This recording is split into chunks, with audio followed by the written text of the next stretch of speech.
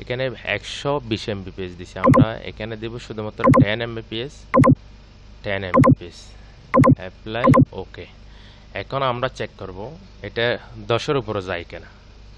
তো 10 এর উপরে যায় কিনা, এখানে যদি দেখেন ট্রাফিকের মধ্যে গেলে আমি আবার স্পিড টেস্ট করব, কিন্তু আমার মোবাইলে 10 এর উপরে যাচ্ছে না। তা আপনারা এখানে খেয়াল করেন, এখানে 10 এর উপরে যাচ্ছে না। তাহলে আমার প্রোগ্রামটা এখানে যেটা আমি সেট আপ করছি এটা কাজ করতেছে। এখানে আমার মোবাইলে 8-9 Mbps পর্যন্ত দেখা যায়, কিন্তু 10 এর উপরে যায় না। আবার দেখাচ্ছি আমি, দেখেন এখানে 10 এর উপরে যাচ্ছে না। তাহলে এটা যদি আমরা যদি আরেকটু কাজ করি, এখানে গিয়ে আমরা যদি এখানে এটা 50 করে দিই, 50, আমার এখানে যেহেতু এমবিবিএস বেশি আছে, 50 করে দিলেও কোনো সমস্যা নেই। অ্যাপ্লাই, ওকে।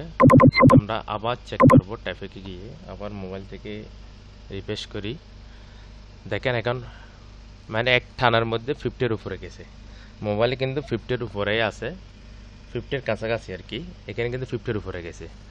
তাহলে এইভাবে করে আমরা চাইলে 2 এমবি, মানে আপনারা যদি আইএসপি থেকে 2 এমবির স্পিড নেন, 5 এমবির স্পিড নেন, আপনারা চাইলে কেউ যদি স্পিড টেস্ট করে তাহলে এরা দেখবে এখানে প্রায় 50 এমবি স্পিড আছে, এরকম সিস্টেম। অবশ্যই যদি আমার ভিডিওটা ভালো লাগে আমার চ্যানেলটা সাবস্ক্রাইব করে রাখবেন। যদি আমার এই ভিডিওটা যদি আপনারা ইউটিউব এবং টিকটক, ফেসবুক, ইনস্টাগ্রামে দেখেন, অবশ্যই এখানে ফলো দিবেন। আর এরকম ভিডিও পেতে গেলে অবশ্যই সাথে থাকবেন। আরও আরেকটা কথা, আপনারা যদি ম্যাক্রোটিকের কোনো টাবল শ্যুট করা লাগে, আপনারা অবশ্যই আমার সাথে যোগাযোগ করতে পারেন। আর ম্যাক্রোটিকের configure, outdoor access point configure করা লাগে, অবশ্যই আমার সাথে যোগাযোগ করবেন। আর কিছু সার্ভিস আপনারা ফ্রিতে নিতে পারবেন, কোনো সমস্যা নেই। আর আপনারা যদি কল সার্ভিস নিতে চান, কলিংয়ের কোনো সার্ভিস লাগে, অবশ্যই অবশ্যই আমার সাথে যোগাযোগ করবেন।